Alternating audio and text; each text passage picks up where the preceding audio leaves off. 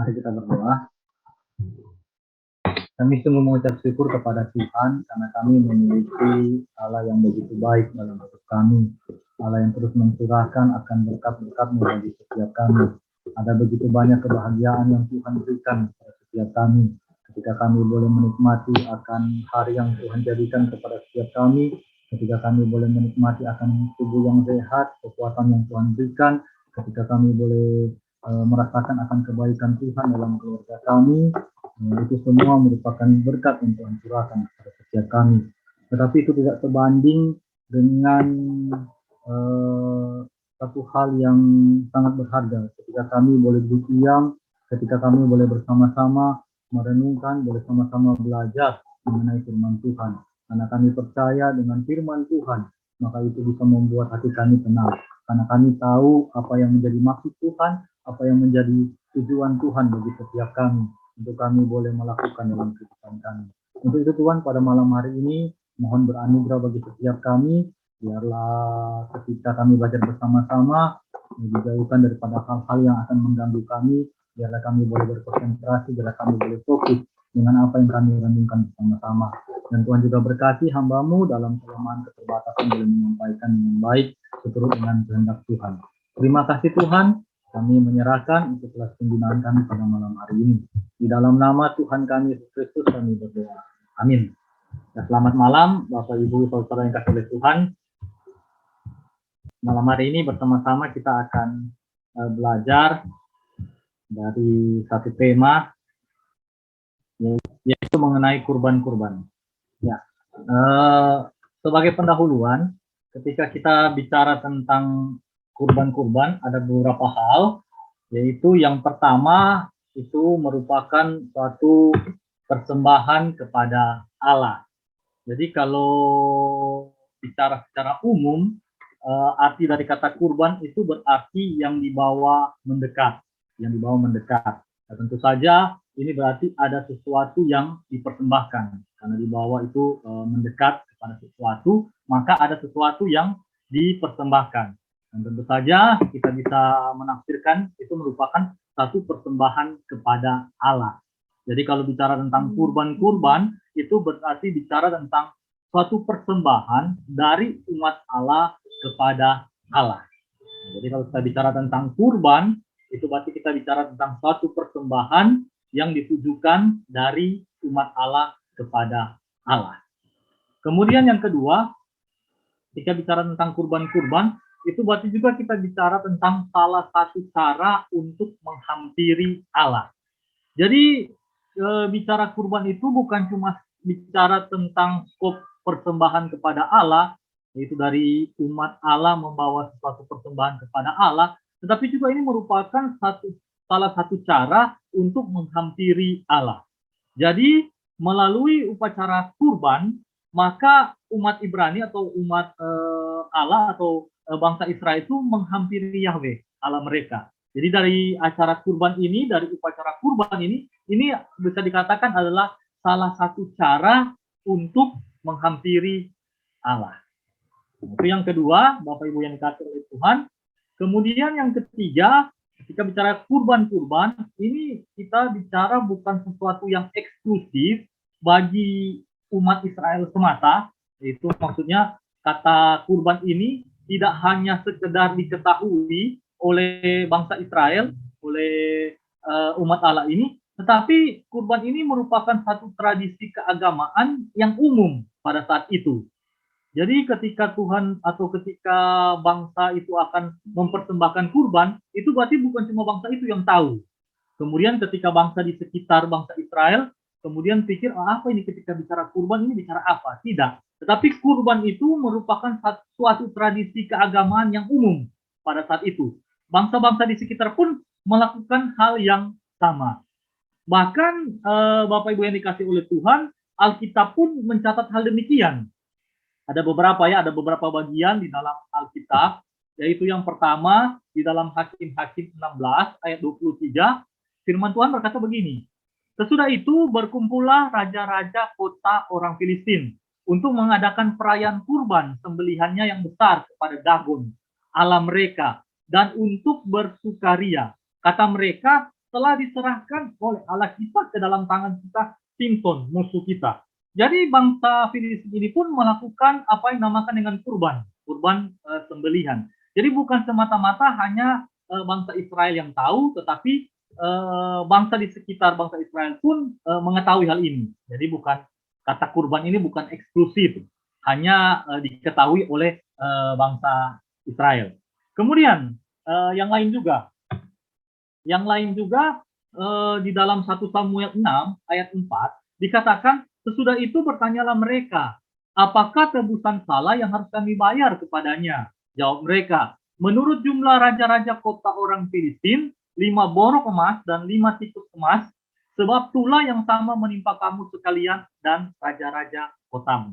Nah, jadi kalau dari bagian ini memang tidak secara tertulis dengan jelas bicara tentang kurban, tetapi di dalamnya itu mengandung makna bahwa mereka ini tahu, orang-orang Filistin ini tahu tentang kurban, bahkan itu suatu kata yang dekat dengan mereka. Jadi kalau kita tahu di bagian ini 1 Samuel 6 ayat 4 ayat 1 Samuel 6 ini bicara tentang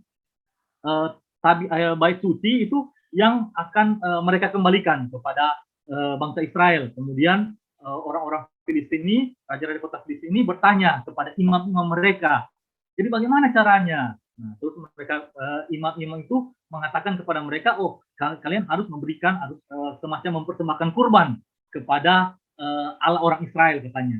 Dan jumlah yang harus mereka berikan yaitu 5 borok emas, 5 tikus emas, sebab tulah yang sama menimpa kamu sekalian dan raja-raja kotamu. Jadi orang Filistin ini atau bangsa Filistin ini juga tahu dengan apa yang bicara tentang korban, bukan satu hal yang asing bagi mereka, tetapi adalah satu hal yang dekat dengan mereka. Kemudian ayat yang terakhir di dalam 2 Raja-Raja 5 ayat 17 dikatakan, akhirnya berkatalah Naaman, jikalau demikian, biarlah diberikan kepada hambamu ini tanah sebanyak muatan sepasang bagal, sebab hambamu ini tidak akan lagi mempersembahkan korban bakaran dan korban sembelian kepada Allah lain kecuali kepada Tuhan.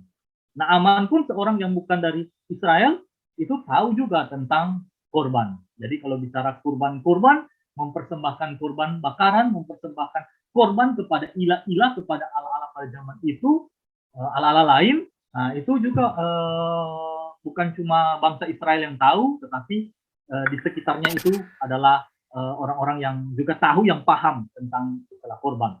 Bahkan ada yang mengatakan bahwa ketika bicara kurban, ini adalah di dalam pemahaman orang-orang di sekitar bangsa Israel, bahwa korban itu merupakan satu persekutuan antara penyembah dengan dewa mereka. Jadi korban yang dipahami oleh bangsa-bangsa di sekitar bangsa Israel, bukan cuma di dalam bangsa Israel, tetapi di sekitaran bangsa Israel itu memiliki pemahaman bahwa kalau korban itu bicara tentang suatu persekutuan antara penyembah, itu mereka yang menyembah, dengan dewa mereka. Persekutuan yang erat antara penyembah dengan dewa mereka. Itulah yang disebut dengan ritual atau upacara korban, memberikan korban dan lain sebagainya. Jadi sekali lagi ketika bicara tentang korban, itu berarti bicara bukan suatu hal yang hanya eksklusif, bukan suatu hal yang hanya diketahui oleh bangsa Israel, tetapi pada zaman itu korban itu merupakan satu hal yang umum bagi bangsa-bangsa di sekitaran bangsa Israel. Suatu tradisi keagamaan yang umum dilakukan oleh bangsa-bangsa di sekitar Israel pada zaman itu. Dan kemudian yang terakhir, ketika kita bicara tentang kurban-kurban yang akan kita bicarakan, kurban ini adalah satu solusi bagi pelanggaran umat Tuhan. Jadi kalau bicara kurban yang dipahami, ini merupakan satu solusi bagi pelanggaran yang dilakukan oleh umat Tuhan. Jadi kita tahu bersama bahwa bangsa Israel itu dibawa oleh Tuhan keluar dari Mesir, dari bangsa Mesir, dari tanah perbudakan, itu menuju ke tanah perjanjian. Yang tentu saja kita tahu bahwa itu yang sudah dijanjikan oleh Tuhan kepada nenek moyang mereka.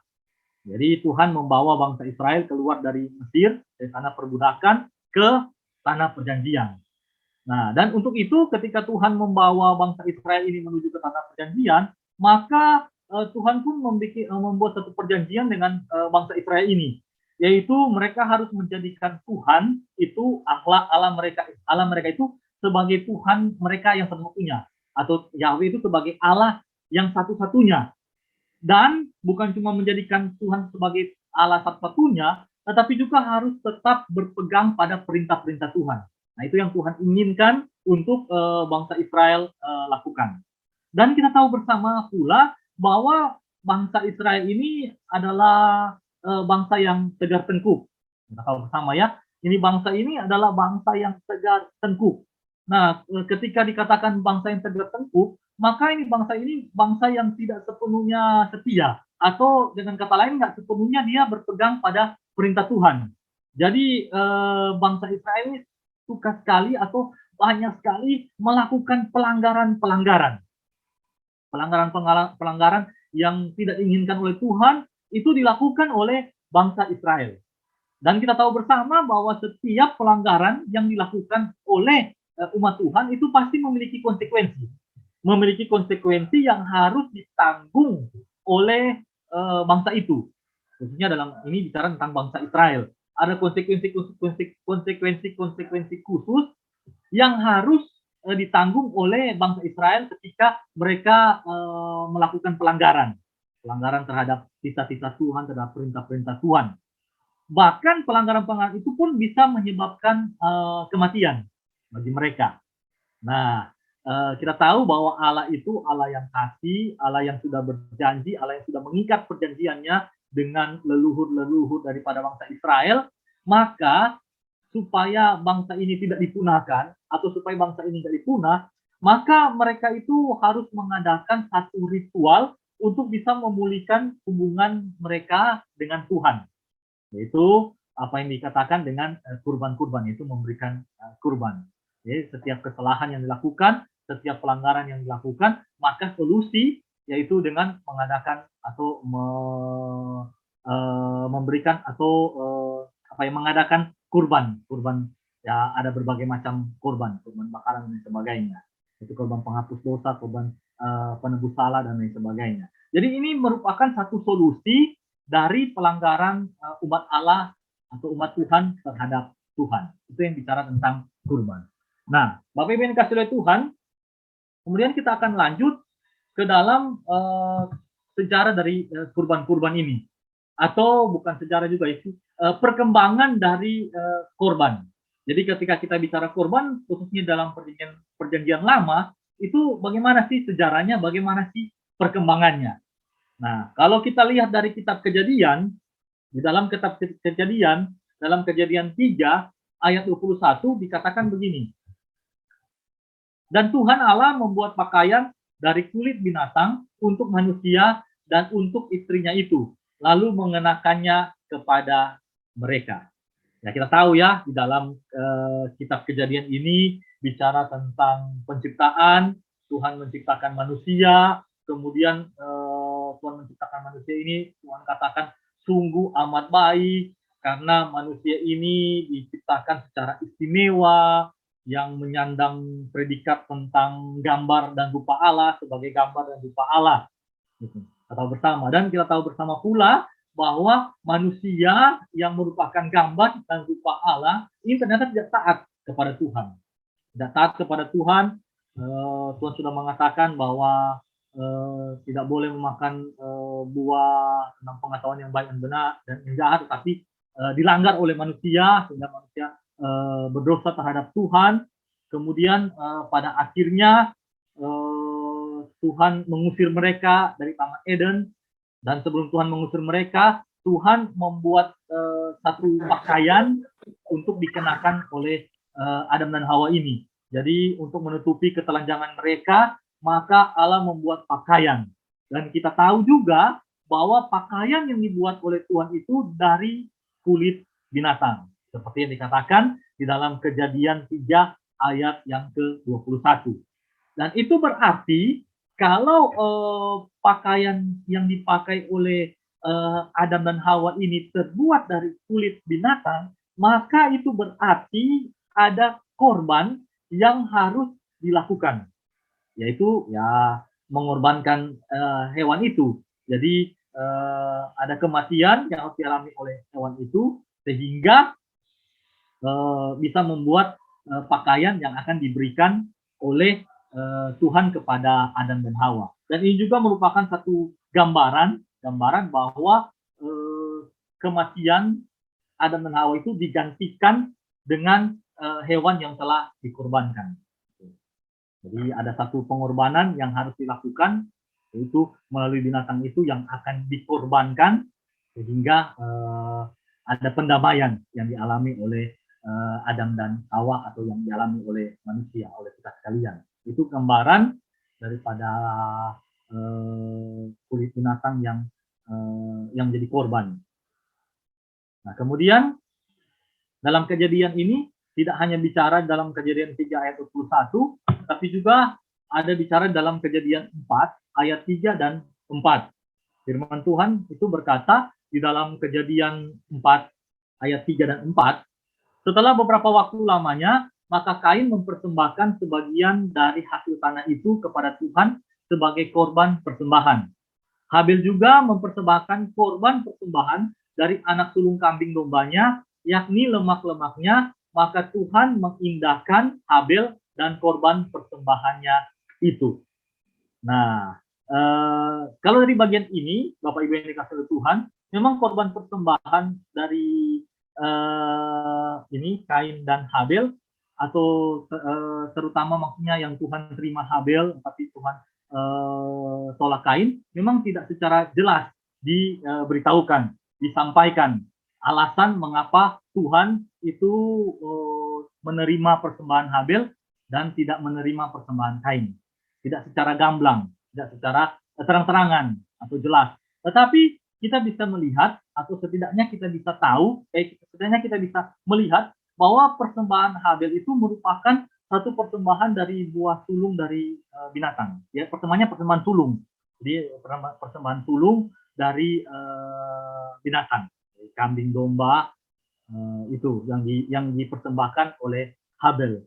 Nah, dan kita tahu bersama kalau persembahan yang dipersembahkan oleh Habel ini adalah satu persembahan yang sulung, yaitu kambing domba, itu maka berarti ada suatu pengorbanan, ada satu yang dikorbankan, gitu, ya, darah dicurahkan dan lain sebagainya, yaitu yang kambing dombanya itu toh yang akhirnya mati. Nah, jadi ini juga merupakan satu penggambaran mengenai satu korban yang dinamakan dengan korban penghapusan dosa, yaitu melalui hewan atau ini anak sulung kambing dan domba yang dikorbankan, itu merupakan satu penggambaran bahwa Allah mengampuni dosa manusia melalui korban dari binatang tersebut. Nah, ini di dalam Kejadian 4 ayat 3 dan 4, tetapi secara umum kita bicara maksudnya ada korban, bicara tentang korban. Kemudian di dalam Kejadian 8 ayat 20, ini dikasih tahu firman Tuhan berkata, lalu Nuh mendirikan mezbah bagi Tuhan. Dari segala binatang yang tidak haram dan dari segala burung yang tidak haram, diambilnyalah beberapa ekor, lalu ia mempersembahkan korban bakaran di atas mezbah itu. Nah, di dalam Kejadian 8 ayat 20, ini terang-terangan dikasih tahu korban bakaran. Nah, nanti kita akan melihat juga di dalam kitab Imamat, nantinya Tuhan memberitahukan ada 5 jenis korban yang dijelaskan atau yang diberitahukan di dalam kitab Imamat. Nah, tetapi di dalam kejadian ini sudah dikasih tahu bahwa Nuh itu memberikan atau mempersembahkan korban bakaran. Ya, kita tahu bersama ya, setelah air bah melanda dan kemudian air bah itu surut, kemudian Nuh beserta dengan keluarganya yang selamat yang keluar, kemudian dia mempersembahkan korban bakaran di atas mezbah. Jadi satu penggambaran bahwa ketika bicara tentang korban bakaran, ini merupakan satu ucapan syukur atau merupakan satu rasa ucapan terima kasih yang ditujukan kepada Tuhan. Jadi ketika Nuh ini mempersembahkan korban bakaran, ini merupakan satu korban atau merupakan satu pengertian, satu ucapan syukur yang diberikan Nuh kepada Tuhan. Tetapi kita tidak bisa pahami bahwa ini hanya merupakan korban bakaran tanpa ada aspek-aspek yang lain. Tentu saja ini bukan cuma merupakan korban bakaran, tetapi juga ini merupakan satu korban yang lebih daripada itu, yaitu merupakan satu korban penghapus dosa. Itu melalui manusia yang berdosa, itu Allah boleh mengalami pengampunan. Nah, kemudian yang selanjutnya masih dalam kitab Kejadian, tentunya dalam kitab Kejadian ini ada begitu banyak yang diceritakan tentang korban, tetapi saya tidak mengambil semuanya karena terlalu banyak, hanya beberapa bagian saja, yaitu yang seperti yang sudah kita baca tadi, dan yang kemudian di dalam Kejadian 22 ayat 13 dikatakan, lalu Abraham menoleh dan melihat seekor domba jantan di belakangnya yang tanduknya tersangkut dalam belukar. Abraham mengambil domba itu lalu mengorbankannya sebagai korban bakaran pengganti anaknya. Ya, dalam bagian ini kita juga tahu bersama bahwa bagaimana Tuhan menguji Abraham dengan mengatakan bahwa serahkanlah anakmu untuk dikorbankan. Tapi ceritanya akhirnya Tuhan sudah menyediakan domba jantan yang tanduknya itu tersangkut. Kemudian Tuhan bilang, ya ambil itu dan dikorbankan di atas mezbah. Nah, ini lalu Abraham melakukan hal seperti yang sudah diberitahukan oleh Tuhan, mengorbankan itu sebagai korban bakaran pengganti anaknya. Jadi merupakan ini juga bicara tentang satu korban ucapan syukur, kalau bicara tentang korban bakaran. Kemudian di dalam 31, Kejadian 31 ayat 54 dikatakan, dan Yakub mempersembahkan korban sembelihan di gunung itu. Ia mengundang makan sanak saudaranya, lalu mereka makan serta bermalam di gunung itu. Jadi ada juga korban sembelihan yang dilakukan oleh Yakub. Dan mungkin Bapak Ibu yang dikasihi oleh Tuhan bisa melihat di dalam kitab Kejadian ini ada begitu banyak korban-korban yang dijelaskan, yang diceritakan di dalam kitab Kejadian. Nah, kemudian yang selanjutnya di dalam kitab Keluaran, terdapat dalam Keluaran 29 ayat yang ke-10 sampai dengan yang ke-15. Firman Tuhan berkata begini, kemudian haruslah kau bawa lembu jantan itu ke depan kemah pertemuan. Lalu haruslah Harun dan anak-anaknya meletakkan tangannya ke atas kepala lembu jantan itu. Haruslah kau sembeli lembu jantan itu di hadapan Tuhan di depan pintu kemah pertemuan. Haruslah kau ambil sedikit dari darah lembu jantan itu dan kau bubuh dengan jarimu pada tanduk-tanduk mezbah.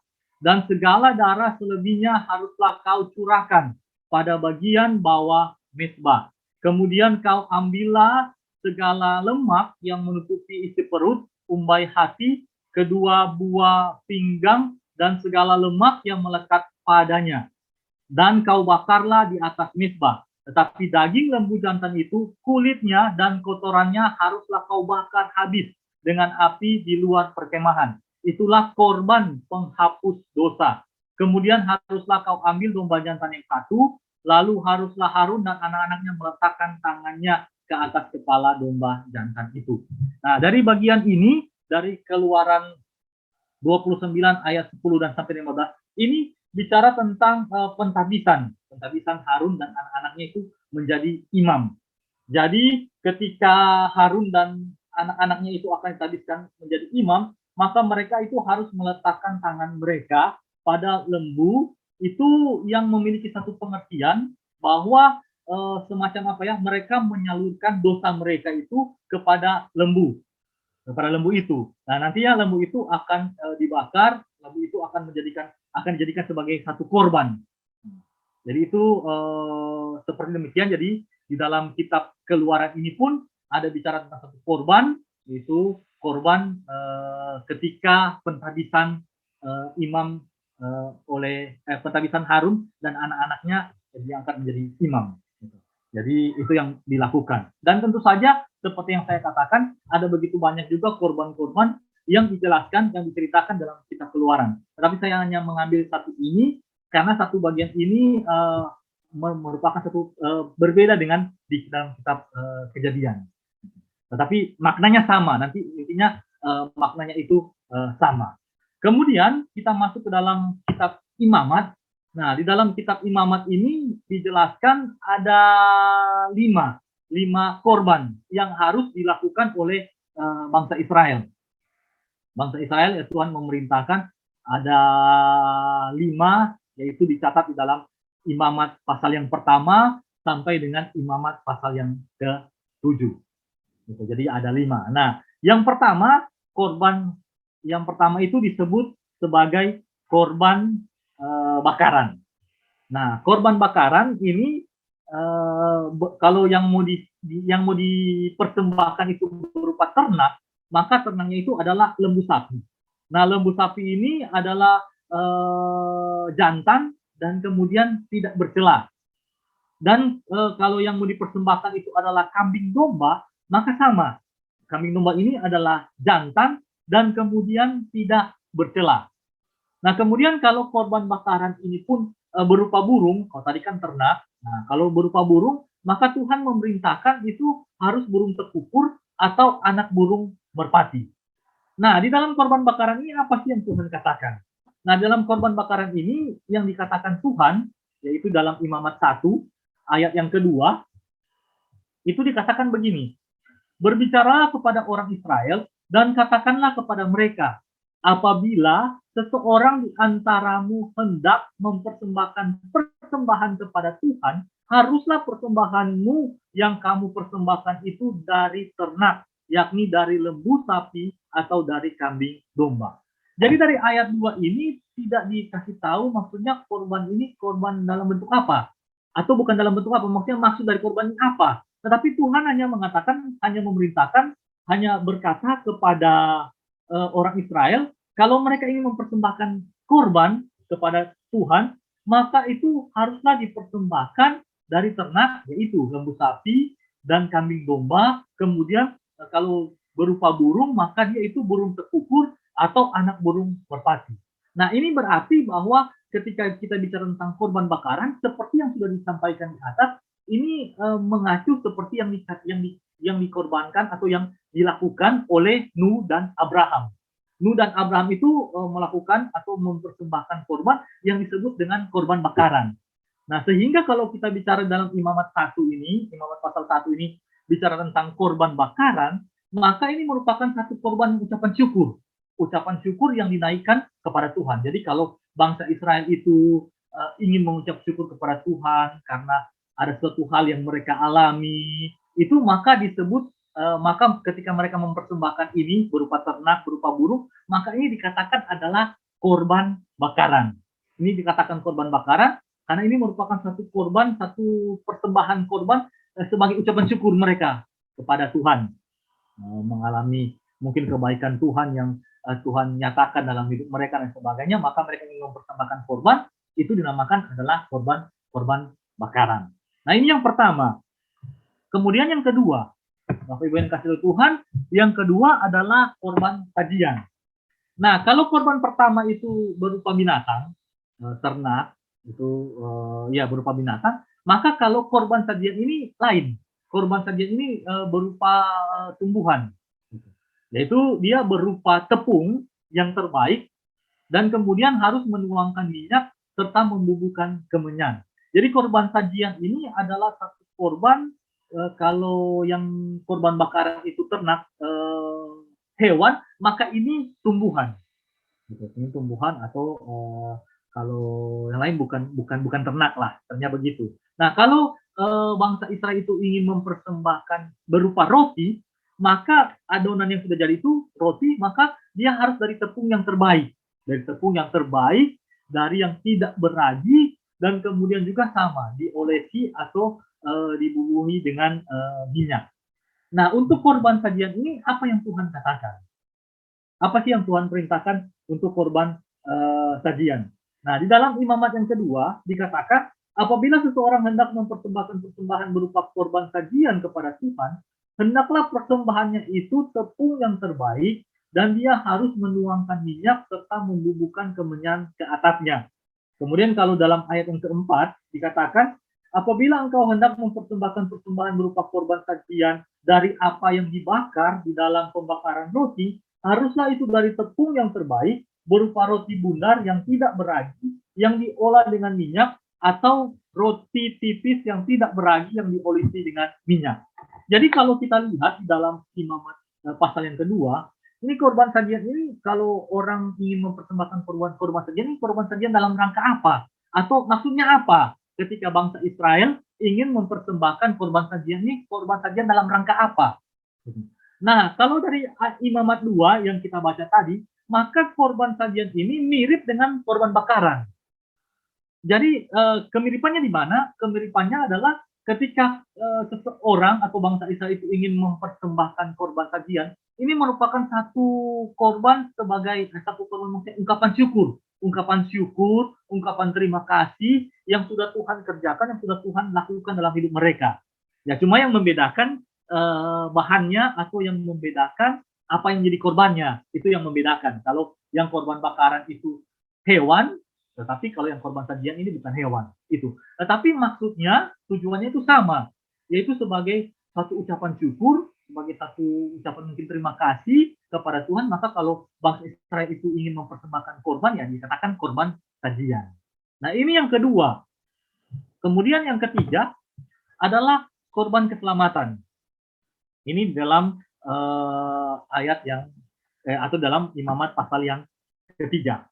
Nah, dalam pasal yang ketiga dikatakan korban keselamatan itu berupa lembu, domba, atau kambing. Nah, ya, kambingnya itu bisa jantan, bisa betina, tetapi satu hal yang pasti itu adalah tidak bercela, tidak bercacat dan bercela.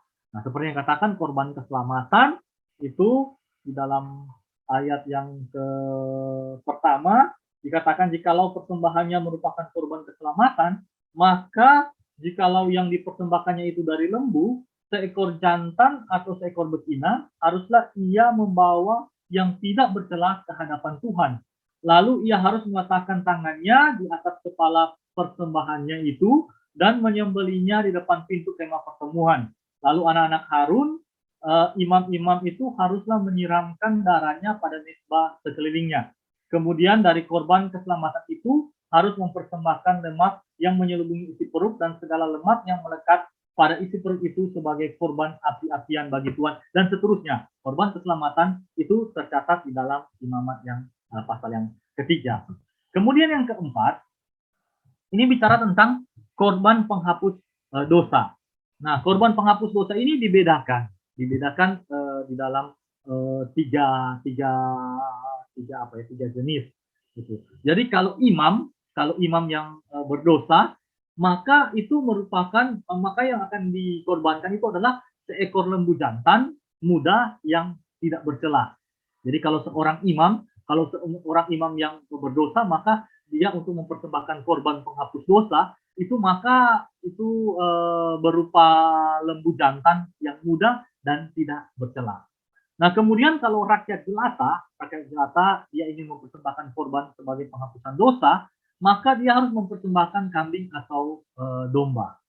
Nah, kemudian kalau yang miskin atau dikatakan sangat miskin, tidak bisa untuk mempersembahkan kambing atau domba, maka yang dipersembahkan itu adalah 2 ekor burung terkukur atau 2 ekor anak burung merpati.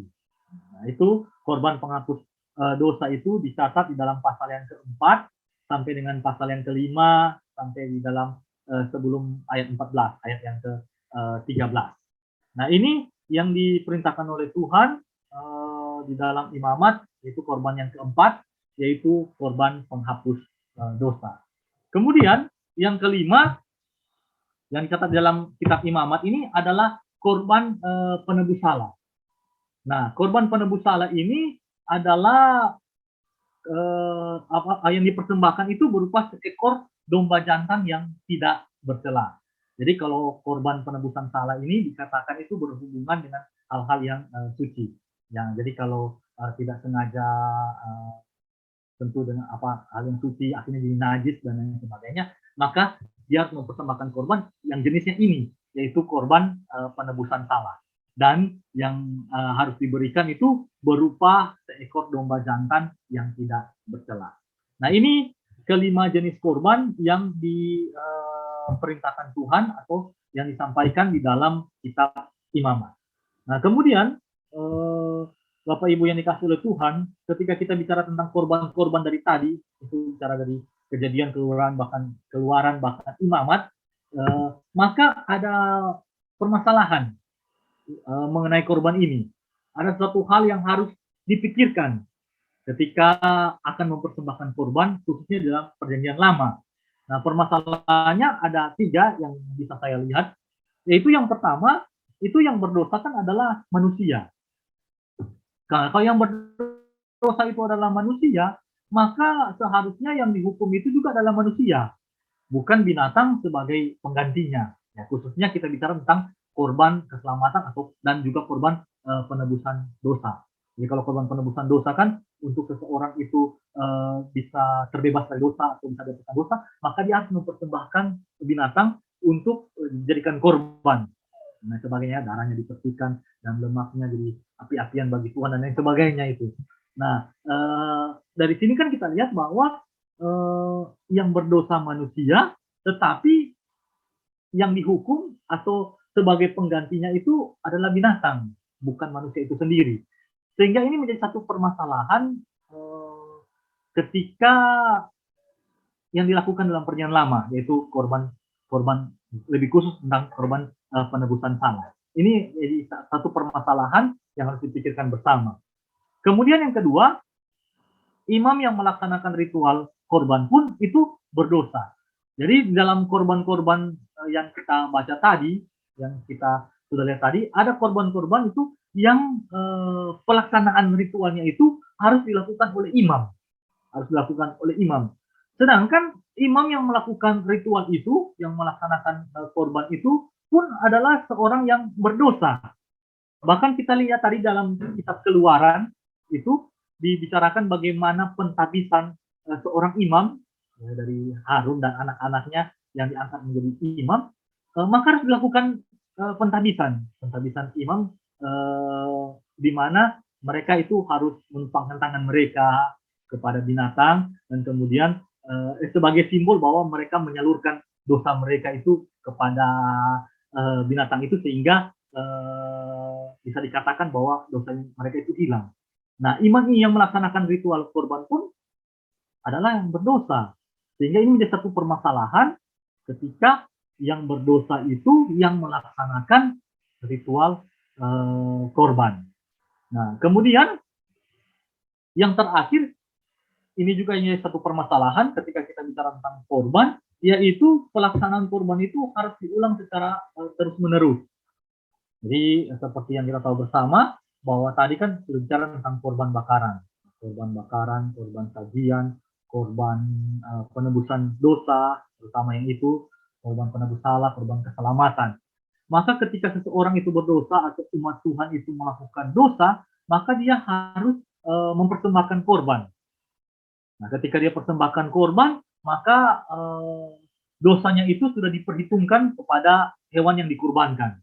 Berarti sudah dinyatakan bersih, dinyatakan tidak berdosa. Tetapi ketika waktu berjalan kemudian dia melakukan dosa lagi, maka dia harus lagi mempersembahkan korban lagi.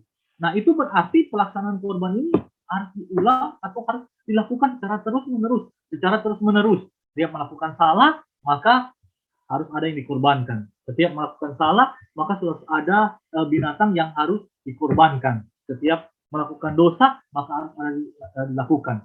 Bahkan ada juga yang harus dilakukan setahun sekali. Setahun sekali itu imam harus mempersembahkan sebagai penghapusan dosa untuk seluruh umat Allah. Yang dilakukan itu setahun sekali. Artinya harus dilakukan tiap tahun satu kali. Minimal sudah itu yang harus dilakukan. Kalaupun kita mengatakan bahwa kalau manusia itu tidak lagi melakukan dosa atau tidak lagi melakukan salah, maka korban kan tidak perlu dilakukan lagi. Maka pelaksanaan korban tidak perlu dilakukan lagi. Tetapi ada satu korban yang harus dilakukan setiap tahun sekali. Yang harus dilakukan oleh imam untuk menghapuskan, untuk mentahirkan dosa-dosa umat. Itu dilakukan satu kali setahun. Nah, berarti itu kan harus dilakukan, harus diulang, harus dilakukan secara terus-menerus. Inilah yang menjadi permasalahan dari bicara tentang korban. Sehingga bisa dikatakan bahwa korban di dalam perjanjian lama itu dipandang tidak sempurna. Dipandang nggak sempurna di dalam perjanjian lama karena yaitu ketiga hal yang saya sebutkan di atas. Tetapi di dalam perjanjian baru, korban ini telah digenapkan oleh Kristus di kayu salib. Kristuslah yang menjadi korban dan pengorbanannya sekali selamanya dan bersifat kekal. Jadi apa yang tidak sempurna di dalam perjanjian lama, itu di dalam perjanjian baru, korban itu telah digenapkan oleh Kristus di atas kayu salib, sehingga ketika korban itu sudah digenapkan oleh Kristus atas kayu salib, dan Kristus yang menjadi korban, maka pengorbanannya itu sempurna, pengorbanannya itu bersifat kekal, dan dilakukan sekali selamanya. Tidak perlu dilakukan berulang-ulang. Nah, kalau tadi kan permasalahannya juga bicara tentang yang berdosa itu manusia, sehingga sebenarnya yang harus dihukum oleh manusia, yang harus dihukum itu adalah manusia. Nah, kalau korban yang menjadi pengganti manusia itu adalah juga manusia yang berdosa, maka juga itu dipandang tidak sempurna. Tetapi Kristus kita tahu bersama bahwa Kristus adalah manusia yang tidak berdosa, sehingga korbannya itu, korban dirinya itu, dia mempersembahkan dirinya mati atas kayu salib, bisa dikatakan sebagai satu pengorbanan atau satu korban yang sempurna. Karena Kristus tidak berdosa, dia bisa menggantikan, dia bisa berkorban untuk manusia yang berdosa. Nah, kemudian yang terakhir, apa sih relevansinya bagi kita? Apa relevansi bagi kita ketika kita belajar tentang korban? Ya, seperti yang sudah dikatakan di bagian atas, bahwa korban yang itu, bahwa korban yang dilakukan di dalam perjanjian lama itu adalah satu korban yang tidak sempurna. Korban yang dilakukan di dalam perjanjian lama itu adalah sebuah korban yang harus dilakukan secara terus-menerus, dan kita menyadari bahwa kita ini manusia ini adalah manusia yang berdosa. Manusia yang berdosa kan berarti manusia yang terus-menerus melakukan dosa. Kita tahu bersama ya bahwa tiada hari tanpa kita tidak melakukan dosa, baik itu melalui perkataan kita, baik itu melalui perbuatan kita, baik itu melalui pikiran kita, dan segala sesuatu dalam diri kita itu semata-mata itu melahirkan dosa. Nah, kalau kita semata-mata itu apa yang kita lakukan itu hanya melahirkan dosa, maka kan kita butuh satu korban yang harus kita lakukan. Nah, kalau korban yang kita lakukan itu harus dilakukan seperti dalam perjanjian lama, itu kita harus mempersembahkan korban penebusan dosa, korban keselamatan, korban penebus salah, itu maka sampai kapan kita akan melakukannya? Kita akan melakukan terus-menerus, mungkin sampai hewan, sampai binatang itu habis di muka bumi ini, itu tidak akan pernah selesai. Tidak akan pernah selesai, karena kita menyadari bahwa kita adalah manusia yang berdosa, pasti kita akan melakukan dosa lagi. Kita akan melakukan terus-menerus, akan melakukan lagi dan lagi dan lagi. Nah, sehingga satu apa yang menjadi relevan bagi kita sekarang, bahwa kalau Kristus sudah menjadi korban yang sempurna, yang telah menebus kita sekali untuk selamanya, dari setiap dosa-dosa yang telah kita perbuat, maka korban yang harus dilakukan seperti di dalam perjanjian lama itu sudah tidak perlu lagi kita lakukan. Karena Kristus sudah melakukannya dengan sempurna, dia sudah melakukannya itu sekali untuk selama-lamanya, untuk setiap dosa yang telah kita perbuat. Jadi ini merupakan satu relevan dengan keadaan kita sekarang, bagi kita orang-orang percaya sekarang, bahwa Kristus itu sudah menjadi korban yang sempurna, yang sudah berkorban bagi kita, yang sudah menebus dosa-dosa kita. Nah, yang paling terakhir, apa bahan bacaan saya di dalam mempersiapkan bagian ini? Jadi yang menjadi bahan bacaan yaitu ensiklopedia Alkitab masa kini. Ada banyak bahan yang saya ambil dari situ. Baru kemudian yang kedua adalah pilar, buletin pilar itu. Baru yang ketiga paper. Jadi waktu saya buka-buka studi saya yang lalu, saya dapati ada yang pernah bikin paper itu tentang korban, tetapi lebih kepada korban penebus dosa. Maka itu kalau Bapak Ibu lihat dari penjelasan saya dari tadi, kebanyakan mengarah ke korban penebus dosa. Nah, karena itu saya lihat dari paper yang pernah dibuat waktu studian. Jadi itu 3 bahan yang menjadi referensi ketika saya mempersiapkan bagian ini. Nah, saya stop sampai di sini. Kalau ada yang mau tambahkan, mungkin ada yang kurang, ada yang hal-hal yang penting yang tidak saya bahas, dipersilakan untuk menambahnya, saya persilakan. Atau kalau ada yang ingin bertanya juga saya persilakan. Ada yang kesaksian juga dipersilakan. Contoh? Ya, ya. Belum ada yang tanya, saya tanya contoh. Ya, silakan sih. Tapi tidak berkenan dengan apa yang materi dibahas. Ini boleh ya contoh? Boleh sih. Contoh? Nanti kalau saya nggak tahu ada hamba Tuhan yang lain, boleh silakan sih. Ya, bagaimana dengan kita orang percaya ini? Contoh bulan-bulan ini kan bulan penginjilan di gereja kita. Bagaimana kita orang awam? Apakah kita ini harus pandai dulu dalam artian kita ini cukup ilmunya dalam hal doktrin, baru kita boleh pergi memberitakan Injil contoh? Kayak kalau saya tahu ya seperti Pak Yakub Tri, Pak Budi Asali, Pak Bejoli kan mereka apa ya dalam forum lintas agama mereka memberitakan atau menyampaikan dengan ayat-ayat dan lain sebagainya. Nah, bagaimana dengan kita ini contoh? Apakah sampai cukup dulu ilmunya baru memberitakan Injil contoh? Ya, terima kasih. Ya, kalau kita bicara tentang memberitakan Injil, kan itu kan merupakan perintah Tuhan. Tuhan memberikan perintah kepada umat percaya, kepada kita semua untuk memberitakan Injil.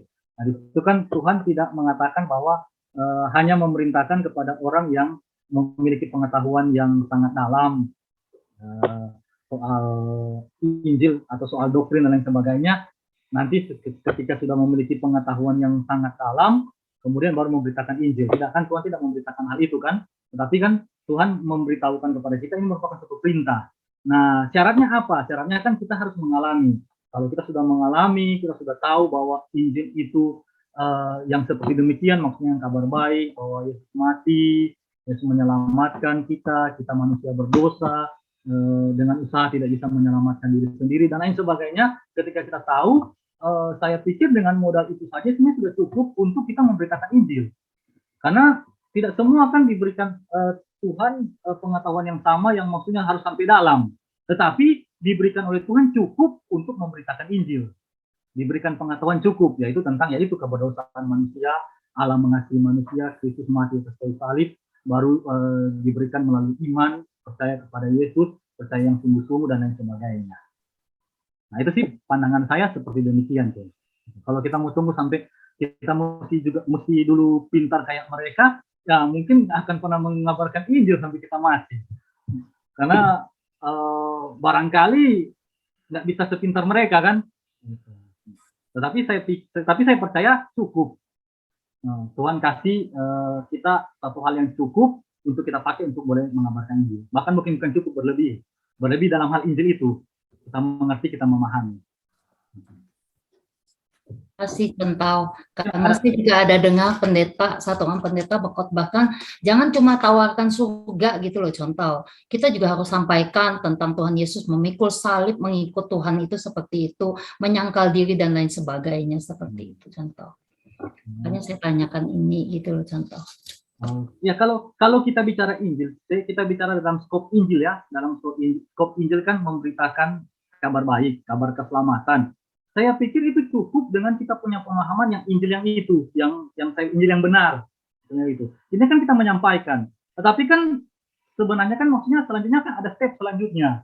Ya setelah menyampaikan, setelah dia percaya, kalau dia belum meninggalkan, itu kan berarti kan harus dibawa semakin mengenal Tuhan lagi kan, melalui persekutuan, melalui ibadah, melalui pembinaan dan lain sebagainya, gitu. Nah itu memang juga diperlukan, tetapi kalau kita bicara skop Injil, ya semua orang harus perintah Tuhan, tidak perlu tunggu sampai mesti pintar dulu, tapi seberapa ada yang kita tahu yang bagi saya itu cukup, Tuhan memberitahukan kepada kita, ya itu yang kita sampaikan.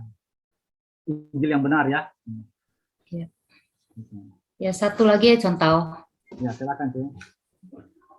bagaimana dengan fenomena-fenomena sekarang di gereja-gereja yang ada ini ya, contoh banyak gereja-gereja yang mengalami lost generation.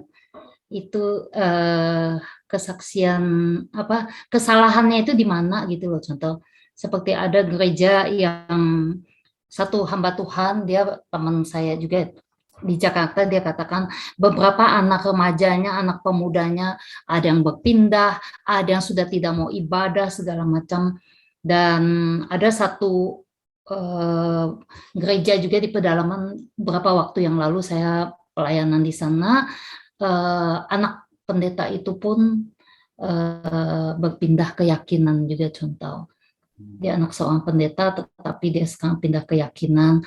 Dan ada satu ibu pendeta pun, istri pendeta itu menyampaikan ke saya banyak katanya di sana orang-orang yang sudah berpindah seperti itu dan kehidupan bebas dan lain sebagainya.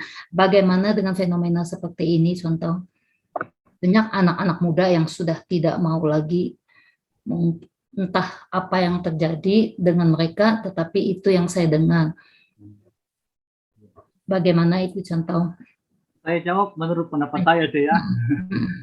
Ya, menurut pendapat saya kalau gereja itu banyak kehilangan anak-anak muda, itu karena anak-anak muda itu mengharapkan mungkin sesuatu hal yang lebih yang tidak didapatkan di gereja itu, makanya itu mereka berpindah. Tetapi saya tidak mengatakan bahwa selalu yang mereka harapkan itu benar ya.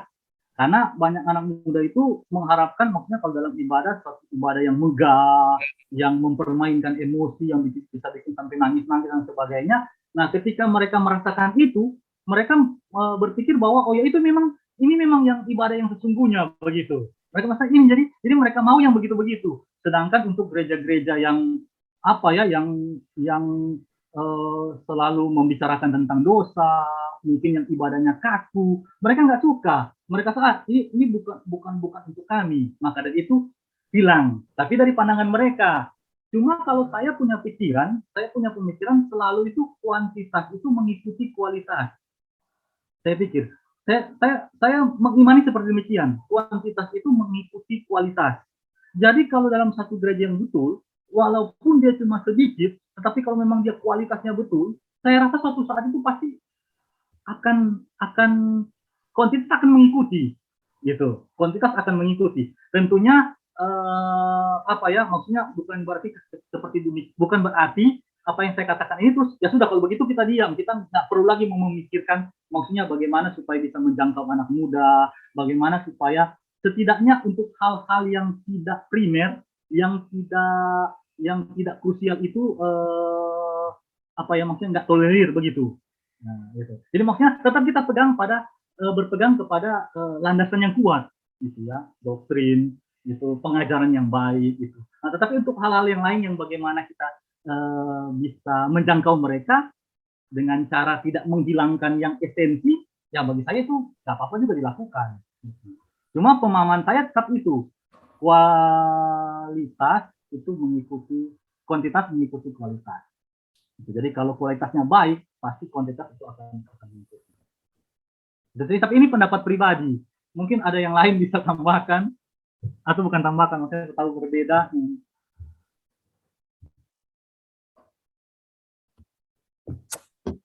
Ya, makasih Centau. Ya, kasih tuh. Karena kalau kita lihat kan anak muda kan banyak di gereja-gereja yang ya itu, yang semangat-semangat itu. Ya. Banyak mereka.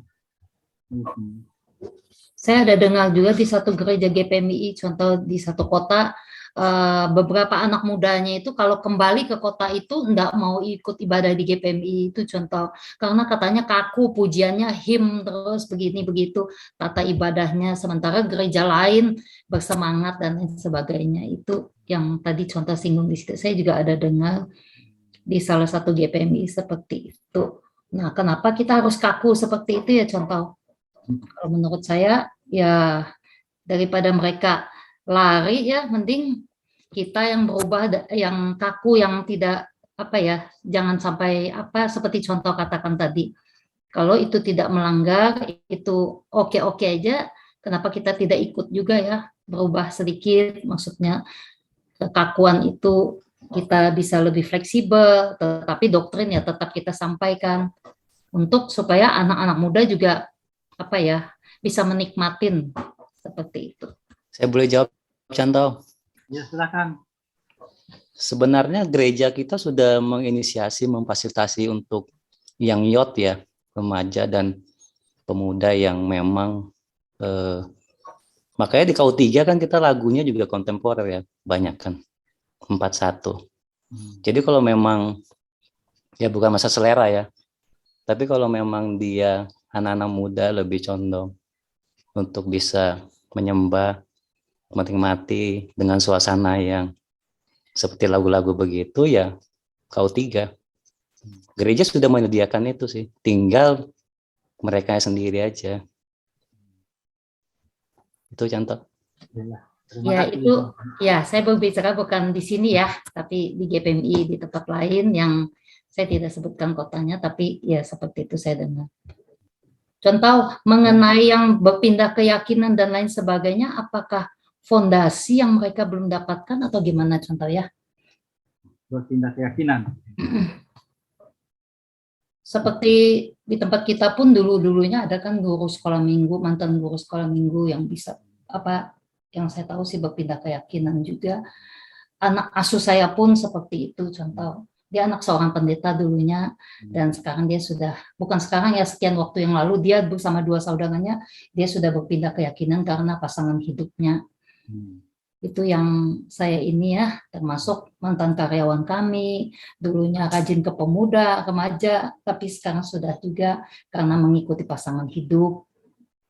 Ada beberapa pemuda juga saya ketemu, dia juga sudah dulunya rajin ke pemuda kita karena dulu sama-sama sama-sama kami di pemuda. Mereka sekarang sudah beberapa itu karena pasangan juga mereka berpindah.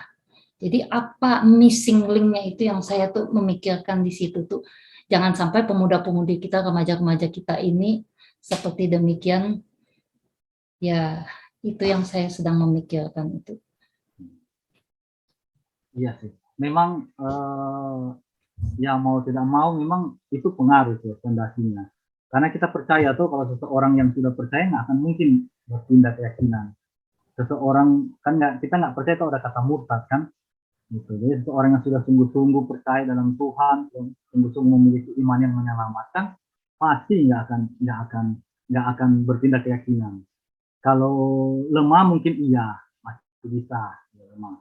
Tetapi sampai menyangkal Tuhan nggak akan pernah. Nah kalau kelihatannya kalau sekarang fenomenanya kalau sekarang kita lihat terus bagaimana dulu guru sekolah minggu tapi ternyata sekarang sudah pindah keyakinan. Nah ya berarti dia dulu itu nggak sungguh-sungguh. Oke, makasih Contoh. Sama-sama sih. Nah, kita tutup ya. Mari kita berdoa. Kami mengucap syukur kepadamu ya Tuhan untuk malam hari ini kami boleh belajar bersama-sama di dalam kelas pembinaan mengenai kurban yang telah dilakukan di dalam perjanjian lama yang telah disempurnakan oleh Kristus sebagai salib. Kami mengucap syukur karena kami memiliki Allah yang penuh perhatian kepada setiap kami, Allah yang berkorban segala-galanya bagi kami, menyelamatkan setiap kami. Dan biarlah untuk setiap pengorbanan yang sudah dikerjakan oleh Tuhan di kayu salib membuat kami semakin giat lagi dalam melayani Tuhan, semakin giat lagi dalam memberitakan Injil, semakin giat lagi di dalam memanfaatkan setiap waktu yang Tuhan percayakan kepada kami, sehingga kami tidak melewatkan setiap waktu itu dengan sia-sia, tapi kami boleh melewatkan setiap waktu itu dengan sungguh-sungguh menjalankannya sesuai dengan yang Tuhan inginkan. Tuhan terus berikan kepada kami hati yang mau melayani, Tuhan terus berikan kepada kami hati yang mau mengamalkan Injil. Sehingga kami boleh sungguh-sungguh menjadi orang-orang yang berkenan di hati Tuhan, bahkan yang boleh menjalankan akan apa yang menjadi perintah Tuhan. Terima kasih Tuhan kami menyerahkan malam ini kepada kami, dan menyertai dan memberkati. Besok Tuhan bangkitkan tubuh yang sehat. Terima kasih Tuhan kami mengakhiri Tuhan dari alam yang juga pembinaan. Tuhan kami sampai Amin.